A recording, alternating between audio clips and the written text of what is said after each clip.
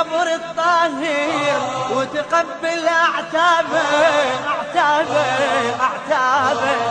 تلقى المرقد زاهر للبائس والحاير تتفتح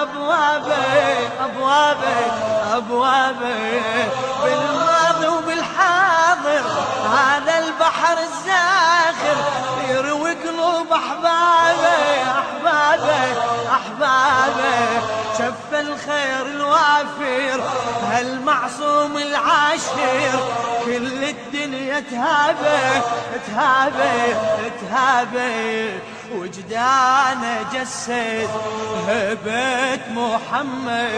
وجدانه جسد هبة محمد هذا ثامن اليم لو زرته وريحت يم بلغ سلام